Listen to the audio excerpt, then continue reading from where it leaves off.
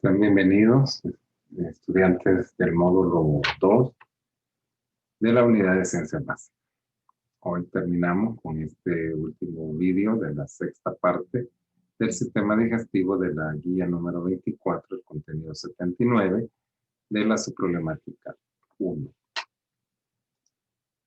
Hoy hablaremos sobre el intestino grueso. El objetivo de esta parte es describir la anatomía, la histología y las funciones del intestino grueso.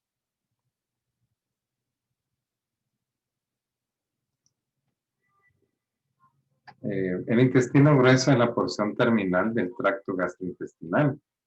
Sus funciones son, sobre todo, completar la absorción, producción de ciertas vitaminas, formación de las heces y la expulsión de estas del cuerpo.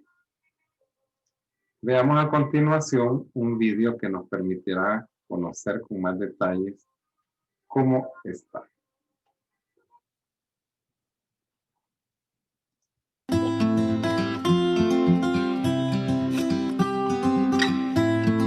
De este audiovisual. Quédate aquí conmigo.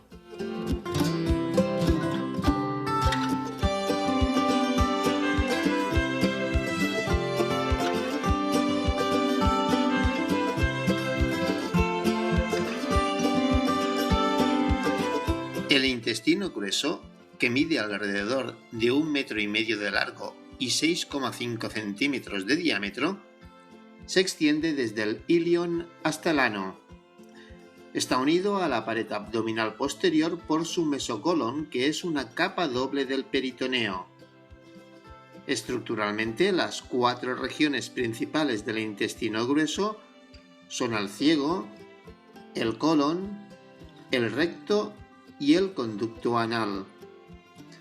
Unida al ciego hay una estructura tubular enrollada que mide alrededor de unos 8 centímetros de largo. Es el llamado apéndice vermiforme o simplemente apéndice.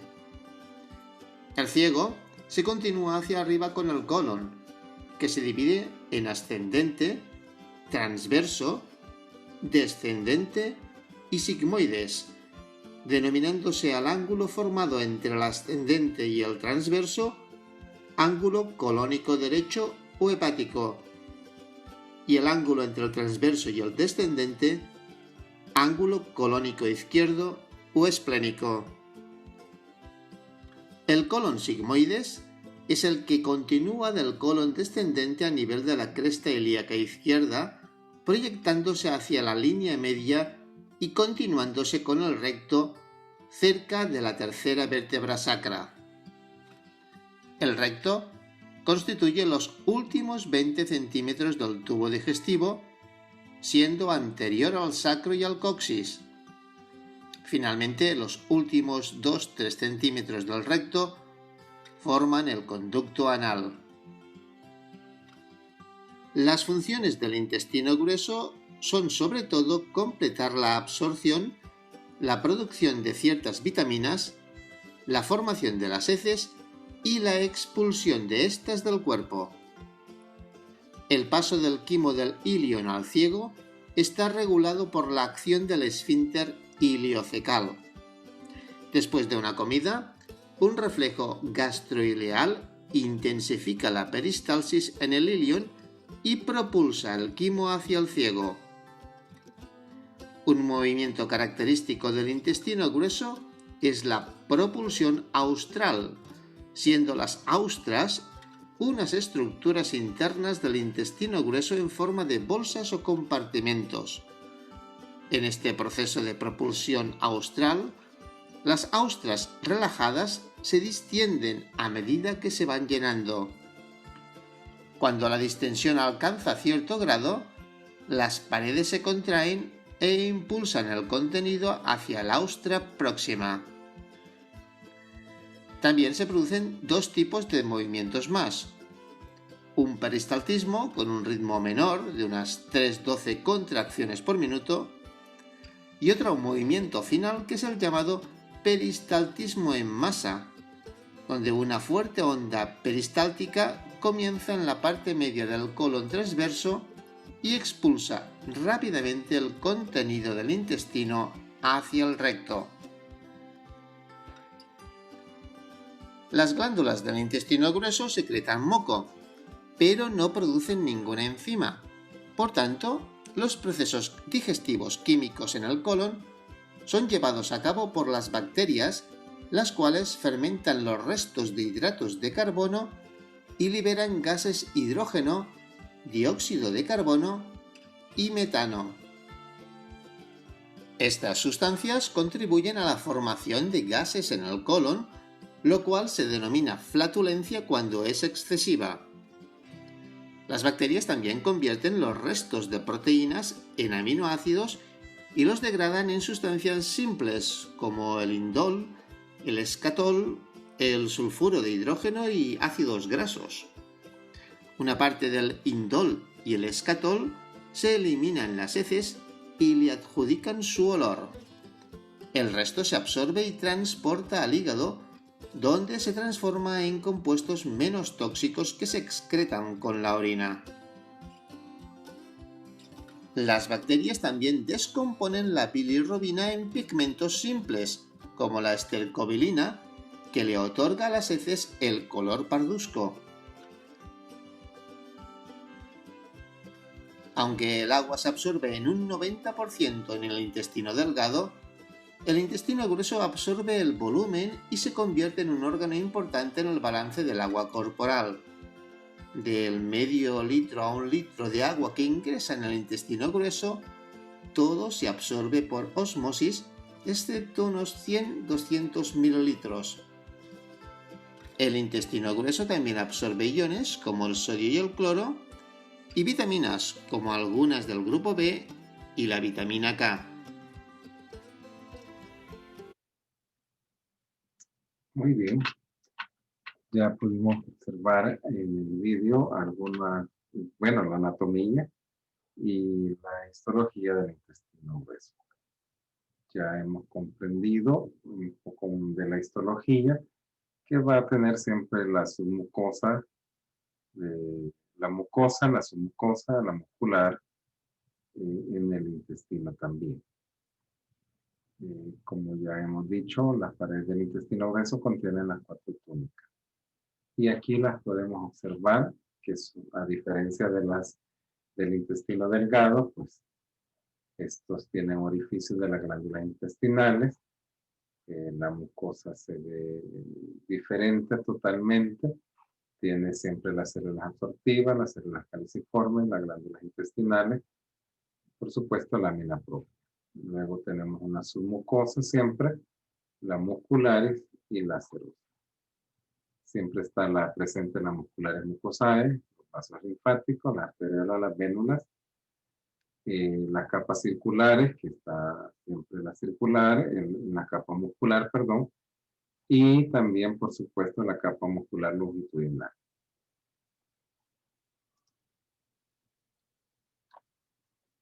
Tiene los orificios de las glándulas intestinales, la glándula intestinal propiamente dicha, la submucosa, la muscular es mucosa. Es el corte sagital de las glándulas intestinales y los tipos de las células que hay allí.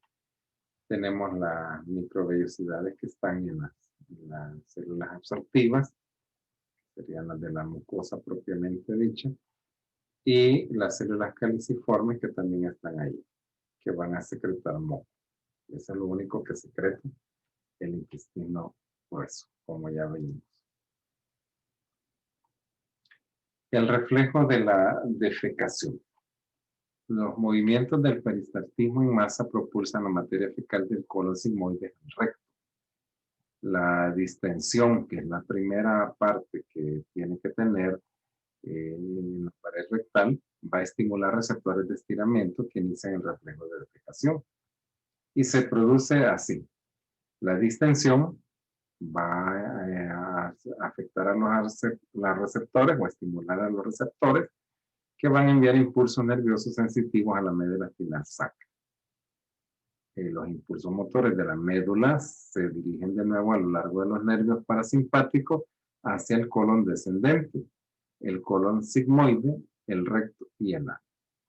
Esas son las partes que van a estar bien estimuladas por impulsos nerviosos parasimpáticos y esas van a producir las contracciones resultantes de los músculos longitudinales rectales que van a cortar el recto y van a aumentar la presión en su interior. Esta, junto con otras contracciones voluntarias del diafragma, es decir, cuando se hace fuerza, por ejemplo, que decimos comúnmente, y también de los músculos abdominales, y más esta estimulación parasimpática va a provocar la apertura del esfínter anal interno y se va a producir la defecación. Tal como vemos aquí, se va acumulando esa distensión en la que va a provocar precisamente todo este efecto de la defecación. El esfínter anal externo se controla voluntariamente. Si se relaja de este modo, la defecación se va a producir y se van a expulsar las heces a través del ano. Si se contrae en forma voluntaria, la defecación puede demorarse, porque si no se produce, porque usted no está en una situación adecuada para defecar, las heces van a volver hacia el colon sigmoide hasta que haya una onda de peristaltismo en masa que estimule los receptores de estiramiento otra vez y produzcan la necesidad de defecar. En los lactantes, pues ustedes saben que los niños prácticamente no tienen control sobre la defecación. El reflejo de la defecación provoca el vaciamiento automático. ¿Por qué? Porque el control del esfínter todavía no está desarrollado. ¿Y cuánto debe defecar una persona? Bueno, va a depender de diversos factores como la dieta, la salud y el estrés. El rango normal de actividad intestinal es de 2 o 3 deposiciones por día a 3 o 4 deposiciones por semana. Aunque esto, pues, como les acabo de repetir, la información lo menciona, dependerá de muchos factores. Aunque los médicos, los gastroenterólogos, los especialistas en esta área, dicen que uno comiendo y al rato debe también hacer una deposición. Pero, pues, como les digo, esto habría que investigarlo más. Les invito a que lo hagan. Uno de las situaciones que se da en la defecación es la diarrea, que significa a través de, o flujo, a través de, que es el aumento de la frecuencia, el volumen y el contenido líquido de las heces, causado por incremento de la motilidad intestinal y de la disminución de absorción intestinal.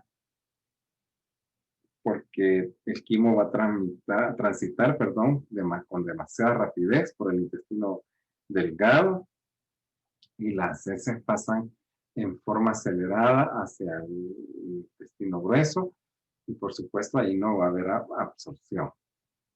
Entonces, esto es un problema serio porque puede causar deshidratación y desequilibrio electrolítico.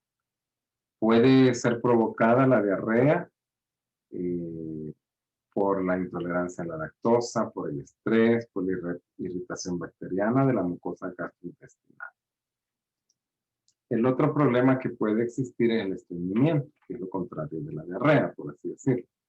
Estreñimiento viene de stringer o apretar y define la defecación, se define como la defecación infrecuente o la dificultad para defecar, causada por la disminución en la motilidad gástrica. Allí las heces van a permanecer demasiado tiempo y por lo tanto se produce una excesiva absorción de agua y las heces se secan y se endurecen. Y esto puede ser causado por hábitos inadecuados, porque hay retraso en la defecación, por espasmos del colon, contenido insuficiente de fibra en la dieta, ingesta reducida de líquido, falta de ejercicio, estrés emocional y también algunos fármacos van a provocar eso. Ahora pasamos a la fase de la digestión. La fase de la digestión la van a presentar desde la universidad, es en este vídeo. Acerca de las fases de la digestión. Las actividades digestivas tienen 3 fases superpuestas. La primera tenemos a la fase cefálica, siguiente la fase gástrica y finalmente la fase intestinal. La fase cefálica comienza al ver, oler o pensar en la comida, y es de esta manera que se activan los centros neuronales, como lo es la corteza cerebral, el hipotálamo y el tronco encefálico. El nervio facial y el esofaringio lo que hace es enviar señales a las glándulas salivales para que éstas comiencen a producir saliva, mientras que el nervio vago lo que hace es enviar señales al estómago para producir los jugos gástricos. El propósito de la fase cefálica es preparar la boca y el estómago para poder recibir los alimentos. Fase gástrica. La fase gástrica inicia una vez que los alimentos ingresan al estómago. Esta fase tiene 2 mecanismos, el mecanismo neural y el hormonal, y es así como ambos mecanismos promueven la secreción y la motilidad gástrica. Regulación neural. Todos los alimentos distienden el estómago. Los quimiorreceptores del estómago son sensibles al pH del quimo gástrico, y es así que cuando las paredes gástricas se distienden, el pH aumenta ya que ingresan proteínas al estómago y es así como neutralizan parte del ácido. Desde los receptores de estiramiento y quimiorreceptores, los impulsos nerviosos se propagan hacia el plexo submucoso y es así donde se activan las neuronas parasimpáticas y entéricas. Los impulsos nerviosos resultantes son los que provocan las ondas de peristalsis y son estos los que continúan estimulando el jugo gástrico por medio de las glándulas del estómago. Las ondas peristálticas mezclan a los alimentos con el jugo gástrico y es así que cuando estas ondas se vuelven lo suficientemente intensas, una pequeña cantidad del quimo del estómago pasa al duodeno. El pH del quimo gástrico disminuye, es decir, que se vuelve algo más ácido, y es así como las distensiones de las paredes gástricas se reducen porque el quimo pasa al intestino delgado y cesa la secreción del jugo gástrico. Regulación hormonal. La gastrina se libera en las células G de las glándulas gástricas en respuestas a diversos estímulos. La distensión del estómago por el quimo, proteínas parcialmente dirigidas en el quimo, el aumento del pH del quimo causado por la presencia de alimentos en el estómago. Una vez liberada, la gastrina ingresa en el torrente sanguíneo, recorre el cuerpo y finalmente llega a sus órganos dianas en el aparato digestivo. También refuerza las contracciones del esfínter esofágico inferior para evitar el reflujo del quimo ácido dentro del esófago. Aumenta la motilidad del estómago y relaja el esfínter pilórico, lo que promueve el vaciamiento gástrico.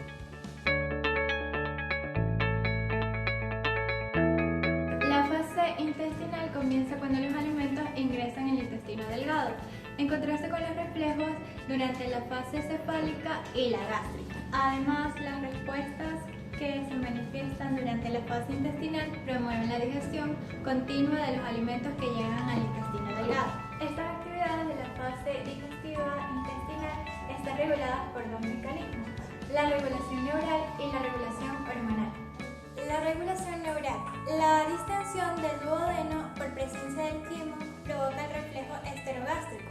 Los receptores de estiramiento de la pared duodenal envían impulsos nerviosos al bulbo raquídeo. Es ahí donde se da la estimulación parasimpática y estimulan los nervios simpáticos del estómago. Como resultado, la motilidad gástrica provoca un incremento de la contracción del esfínter pilórico y disminuye el vaciamiento gástrico. Regulación hormonal. La fase intestinal de la digestión es mediada por 2 hormonas que secreta el intestino delgado: la colecistocinina y la secretina. La colecistocinina se secreta en las células CCK de las criptas del Lieberkühn del intestino delgado, en respuesta al quimo que contiene aminoácidos de proteínas y ácidos grasos de triglicéridos parcialmente digeridos. La CCK estimula la secreción del jugo pancreático rico en enzimas digestivas. Por su parte, la secretina estimula la liberación del jugo pancreático y amortigua el quimo ácido que ingresa en el duodeno. Además de esta función principal, la secretina inhibe la secreción del jugo gástrico, promueve el crecimiento y mantenimiento del páncreas y aumenta el efecto de la CCK.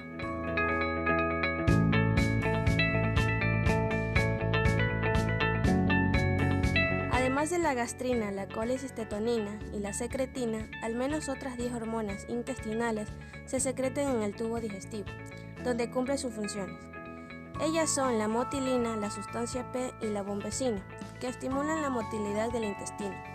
El péptido intestinal vasoactivo BIP, que estimula la secreción de iones y agua por el intestino e inhibe la secreción ácida del estómago. El péptido liberador de gastrina, que estimula la liberación de gastrina, y la somatostatina, que inhibe la secreción de gastrina. Se piensa que algunas de estas sustancias actúan como hormonas locales, parácrinas, mientras que otras se secretan en la sangre o en la luz del tracto gastrointestinal. La función fisiológica de estas y otras hormonas entéricas sigue estando bajo investigación. Acciones de las principales hormonas que controlan la digestión. Número 1. Gastrina. Efectos principales. Promueve la secreción del jugo gástrico, aumenta la motilidad gástrica y estimula el crecimiento de la mucosa gástrica. Efectos menores. Contrae el esfínter esofágico interior y relaja el esfínter polídico. Número 2. Secretina. Efectos principales. Estimula la secreción del jugo pancreático y bilis. Efectos menores. Inhibe la secreción del jugo gástrico, promueve el crecimiento normal y el mantenimiento del páncreas. Número 3. Colecistocina. Efectos principales. Estimula la secreción del jugo pancreático rico en enzimas digestivas. Produce la liberación de la bilis de la vesícula biliar y la apertura del esfínter de la ampolla hepatopancreática. Efectos menores. Inhibe el vaciamiento gástrico, promueve el crecimiento normal y el mantenimiento del páncreas y estimula el efecto de la secretina. Muy bien, así ya hemos podido ver entonces con claridad estas fases que en realidad están resumiendo todo lo que hemos podido ya ver en todas estas sesiones que hemos tenido.